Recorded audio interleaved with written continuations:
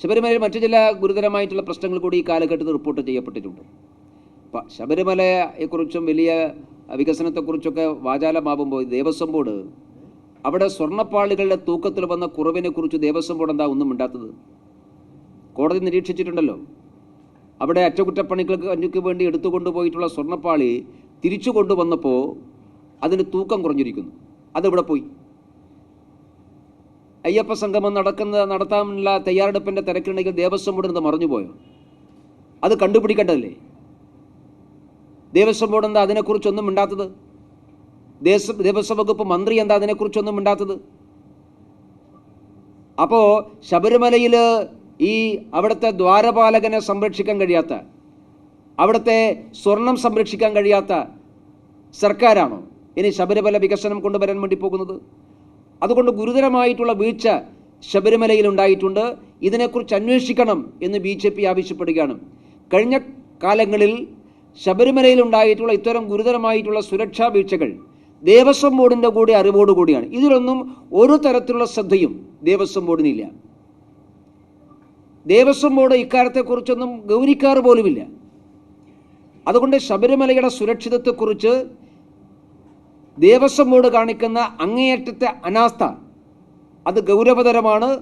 അതിനെക്കുറിച്ച് മറുപടി പറയാൻ ദേവസ്വം ബോർഡും ദേവസ്വം വകുപ്പ് മന്ത്രിയും തയ്യാറാകണമെന്ന് BJP ആവശ്യപ്പെടുകയാണ്. വൈസ് പ്രസിഡന്റ് CPM ചേർന്നത് ആളെ പേര് പറഞ്ഞത് അദ്ദേഹം BJPയുടെ വൈസ് പ്രസിഡന്റ് അല്ല. അദ്ദേഹം ICTC അദ്ദേഹത്തിനൊരു ചുമതലയില്ല. അതുകൊണ്ട് വൈസ് പ്രസിഡന്റോ ചുമതലപ്പെട്ട ആളൊന്നുമല്ല. പിന്നെ പാർട്ടിയിൽ ഓരോരുത്തർക്കും ഓരോ താല്പര്യങ്ങളാണല്ലോ, ഓരോരുത്തർ താല്പര്യങ്ങളാണ്.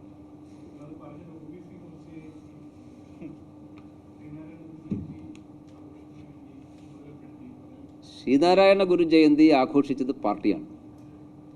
BJP കേരളത്തിലെ എല്ലാ ജില്ലാ ഓഫീസുകളിലും ശ്രീനാരായണ ഗുരു ജയന്തി ആഘോഷം നടത്തിയിട്ടുണ്ട്. ശ്രീനാരായണ ഗുരു ജയന്തി പാർട്ടി ഓഫീസിൽ ആഘോഷിച്ച കേരളത്തിലെ ഏക രാഷ്ട്രീയ പാർട്ടി BJP ആണ്. ഇത് ഞങ്ങളുടെ സമീപനത്തിൻ്റെ ഭാഗമാണ്. അതുകൊണ്ട് നാരായണ ഗുരുദേവനെ കുറിച്ച് BJPയുടെ ഓർമ്മകൾക്ക് ഞങ്ങൾക്ക് ആരുടെയും സർട്ടിഫിക്കറ്റ് ആവശ്യമില്ല. നാരായണ ഗുരുദേവൻ എന്നുള്ളത് ഞങ്ങളുടെ പ്രവർത്തനത്തിൻ്റെ ഭാഗമായിട്ടുള്ളതാണ്. കേരളത്തിൻ്റെ സാമൂഹ്യ നവോത്ഥാന നായകനാണ്. ശ്രീനാരായണ ഗുരുദേവനും BJPയും തമ്മിലുള്ള ബന്ധത്തെക്കുറിച്ച് ഏറ്റവും വലിയ സാക്ഷ്യപത്രം നൽകിയിട്ടുള്ളത് ശിവഗിരി മഠമാണ്, ബഹുമാനപ്പെട്ട പ്രധാനമന്ത്രിയുടെ സാന്നിധ്യത്തിൽ. അതിനേക്കാൾ ഒരു വിശദീകരണം വേറെ ആരുടെ ആവശ്യമില്ല എന്നാണ് ഞാൻ മനസ്സിലാക്കുന്നത്.